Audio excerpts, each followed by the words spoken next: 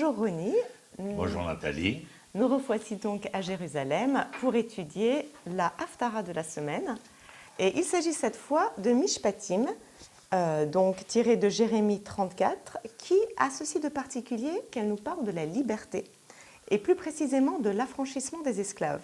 Alors une petite phrase d'introduction, c'est que le premier commandement de l'Éternel, des 10 commandements, c'est quand même « Je suis l'Éternel ton Dieu qui t'ai fait sortir du pays d'Égypte ».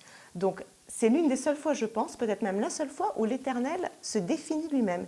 Et il se définit comme Dieu libérateur, comme un Dieu libérateur, puisqu'il dit « Qui t'ai fait sortir du pays d'Égypte ». Donc la liberté est extrêmement importante dans le judaïsme. C'est même la chose la plus importante, puisque Dieu est par définition un Dieu libérateur. Alors que se passe-t-il ici? Le peuple accepte de libérer les esclaves, mais il les reprend aussitôt. Est-ce que tu peux un peu nous donner le contexte Alors, le contexte, on est à la fin de l'époque du premier temple, le roi Tzidkiyahu. Nabuchodonosor menace Israël. Il va d'ailleurs envahir la Judée. Et avant que Tzidkiyahu soit mis sur le trône par Nabuchodonosor, il aura envahi la Judée une première fois, mis d'une certaine manière sous servitude, sous son joug, le royaume de Judée, avec une autonomie royale, politique et économique également. Et Tzidkiyahu va décider de se rebeller contre le pouvoir de Nabuchodonosor, d'être délié du vœu d'allégeance. Et à cette époque-là, le prophète est donc Yirmiyahu, et le texte nous dit ainsi: après que le roi Tzidkiyahu conclut une convention avec tout le peuple de Yerushalayim, à l'effet d'y proclamer l'émancipation et que chacun remit en liberté son esclave et sa servante d'origine hébreu, afin que nul ne afin que plus personne n'ait à son frère. Oui, enfin là, le mot, il est mal écrit. Dans la servitude, juif. son frère judéen. Judéen. Il y a donc une volonté de paraître comme un justicier social. C'est-à-dire... Il répond quand même à la volonté de Dieu de demander d'affranchir les esclaves. Absolument. On a le droit d'avoir un esclave pendant 6 ans, mais la 7e année, quoi qu'il arrive, il faut l'affranchir. L'esclave dont il est question ici, c'est l'équivalent du taular en prison. C'est-à-dire que celui-ci a été pris la main dans le sac, jugé et condamné. Mais il n'y a pas de prison en Judée. Il n'y a pas de prison dans Israël. Donc en fait, la prison, des malfrats à la place, la prison est l'asservissement du personnage chez celui dont il a lésé les biens et qui doit le recevoir afin dans le giron familial, de pouvoir le rééduquer, le réinsérer. C'est une réinsertion sociale. Mais ce qu'il y a d'important ici, bien entendu, donc il est clair comme axiome de base, absolument, comme axiome de base, l'esclavage définitif, à aucun moment et en aucun lieu, concernant les enfants d'Israël, ne peut avoir droit de cité. Maximum, la 7e année, il est libéré. Alors, est-ce qu'il faudrait penser par rapport à aujourd'hui qu'un prisonnier devrait être libéré la 7e année, quoi qu'il arrive? Si on prend le modèle de l'esclavage pour les prisonniers... Oui, alors là, tu touches directement à la finitude du processus. Mais il y a l'évolution de ce processus qui est voulu, à savoir éduquer, réinsérer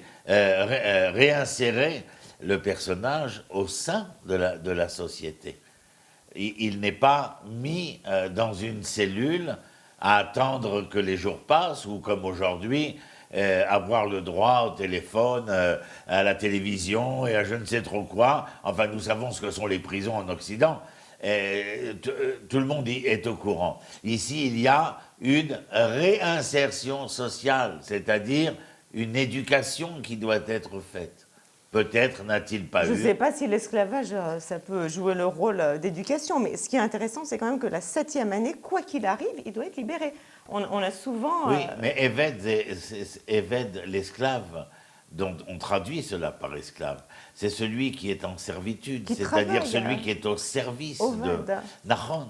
Mais s'il se marie et il a des enfants, il reste dans le giron familial et le Baal Habaït, celui qui a été lésé, est obligé de subvenir aux besoins non seulement de son serviteur, mais de la famille qui se crée. Donc, c'est lié à la responsabilité. Il n'y a pas ce qu'il y a de si particulier dans cet Haftara, c'est le fait que, oui, les enfants d'Israël acceptent de se libérer, leurs serviteurs, leurs esclaves, de leur rendre la pleine liberté. Et c'est une manière pour les enfants d'Israël de répondre parole adressée à Yirmiyahu par le Seigneur après que le roi conclut une conjonction.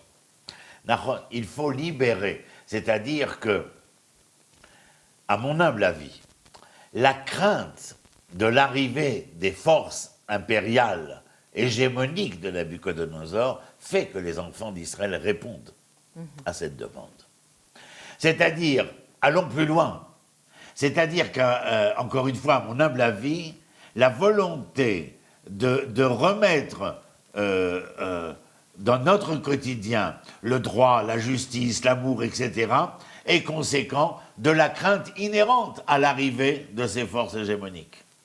Mais d'ailleurs, une fois qu'ils se seront convaincus que le danger est passé, peu importe maintenant de rentrer dans l'histoire, nous n'avons pas le temps, mais une fois le danger passé, que vont-ils faire ? Reprendre leurs serviteurs en servitude. Et donc nous voyons là qu'il y a un acte, une action qui ne relève pas de la vertu foncière et probante de ces Judéens-là, mais à savoir que la responsabilité dont ils veulent se référer est causale et non pas morale. C'est un travers qu'on retrouve souvent, ça. Au moment de la crainte, le peuple est prêt à obéir au roi. Dès que ça va mieux, il oublie. Il reprend ses esclaves, il n'a plus peur. Est-ce que vraiment le peuple obéit par peur, plus que par gratitude ou par foi ou par... Tu te rappelles, dans notre tendre enfance, on nous avait appris, en terre de Gaulle, la peur du gendarme. Oui. Bien, la peur du gendarme est un concept. Pourquoi y a-t-il le gendarme au point qu'aujourd'hui, sur les routes, on peut mettre une image du gendarme et pas le gendarme lui-même, en voyant l'effet secondaire qui est que les voitures ralentissent alors que le gendarme est en carton. La peur du gendarme. Mais ce qu'il y a ici de très important, à mon humble avis, parmi tout ce que nous avons dit, c'est le fait que quand je parle de causalité et de moralité, on met la causalité, la cause des choses, bien avant la morale. Aujourd'hui, dans le discours politique qui est le nôtre, nous allons te donner 1001 raisons causales de politique étrangère, comme quoi nous sommes menacés de belligérance, de guerre, qu'il faut craindre pour notre sécurité intérieure. Enfin, nous connaissons le discours. Les grands moteurs sont les intérêts vitaux. Bien évidemment. Et alors que nous sommes en pleine période électorale, il est clair que le mainstream que l'on va entendre est justement celui-ci, la causalité sécuritaire. Eh bien, nous qui étudions le Tanakh et qui l'enseignons, nous devons brandir le drapeau que la moralité précède la causalité. Qu'est-ce à dire ? Arrêtez de venir me barber, parce qu'on me barbe, avec le Hezbollah, avec le Hamas, avec les Iraniens, avec je ne sais qui. Non. Il ne faut quand même pas réduire l'importance des menaces. Oui, mais alors je vais te surprendre. Je vais te surprendre. Comme homme de l'historiosophie tanachique, je te dis d'une manière qui ne peut s'entendre de deux manières. et haut et fort, je le dis, la moralité déresponsabilisée, la moralité caduque, la moralité dévoyée est source de toute la phénoménologie causale. Donc, il faudrait avoir un gouvernement non corrompu, qui Avoir a un des peuple. valeurs Ici, tu parles claires. du peuple. Bien sûr que le gouvernement, que l'establishment politique, bien entendu, comment est-ce possible aujourd'hui de présenter des candidats à une députation ou à une responsabilité politique alors qu'ils sont, pour beaucoup d'entre eux, sous le fait de suspicion d'activités économiques ou je ne sais quelles malfaisantes. Ouais. Enfin, on va vraiment revenir à l'Haftara parce que là, on peut aller très loin. Non, mais juste pour te dire que bien évidemment ici, quand Ouais. j'ai relié tout ça au rapport intrinsèque qu'il y a entre moralité et causalité. Arrêtez de nous barber avec la causalité. Mais là, il s'agit de liberté. On a vraiment la grande question de Oui, la avec liberté un qui est posée. Nabucodonosor qui est à tes portes. Oui. Et vous libérez les esclaves. Faites semblant de faire valoir la raison de la liberté, de l'égalité, de la fraternité, parce que Nabucodonosor est aux portes. Mais si vous aviez pensé à la liberté, à l'égalité, à la fraternité, avant cela, qui vous dit que Nabucodonosor ne serait pas arrivé là? La moralité précédant la causalité. Ouais. Donc, Et si on pensait autrement, si on agissait autrement, peut-être que nous aurions d'autres effets secondaires, d'autres causalités. effectivement. Alors, la suite. Donc, l'Éternel rappelle son alliance avec Israël. En ces termes, moi, j'ai contracté une alliance avec vos ancêtres le jour où je les ai fait sortir du pays de Mitzraïm, de la maison d'esclavage. Donc, l'alliance de l'Éternel avec Israël, c'est une alliance libératrice. Mais ça, CQFD. voilà. Et donc, il entend par cela, apparemment, l'Éternel, que le peuple soit à son image et soit aussi en mesure de libérer ses esclaves, puisqu'il dit, au début de la 7e année, vous renverrez chacun son frère hébreu, qui se sera vendu à vous, donc uniquement vendu, comme tu l'as dit, pas vraiment esclavagisé dans toute sa personne. Celui-ci ne vous servira que pendant 6 ans, ensuite vous le laisserez vous quitter libre. Or, vos ancêtres ne m'ont pas écouté et ne m'ont pas prêté oreille. Et c'est là que l'Éternel manifeste son désaccord. Mais je voudrais en revenir sur cette 7e année, parce qu'on la retrouve aussi bien pour la terre que pour le Shabbat, le 7e jour, que pour la libération. Est-ce qu'il y a un cycle qui fait vraiment un cycle écologique, humain, qui fait qu'au bout de 7 jours, 7 ans, eh bien, il y a... Et 7 fois 7 ans aussi. Oui, et 7 fois 7 ans. Le jubilé. Il y a le jubilé. D'ailleurs, le jubilé, c'est... Je ne vais pas... C'est l'année de la libération.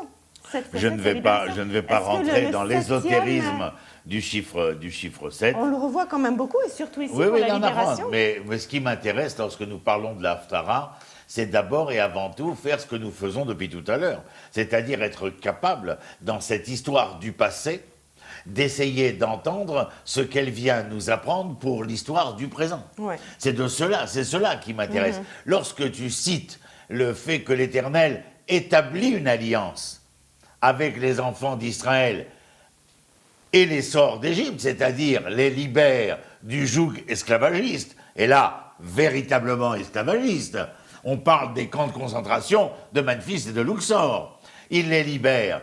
C'est donc, en fin de compte, une manière de nous faire entendre, à travers la voix de Yirmiyahu, que alliance brite, il ne peut y avoir que lorsque les hommes ont pleinement et entièrement décidé de ne plus être les objets de leur histoire, mais de redevenir les sujets et d'offrir à tout un chacun la capacité de se devenir en tant que sujet. La libération, la 7e année.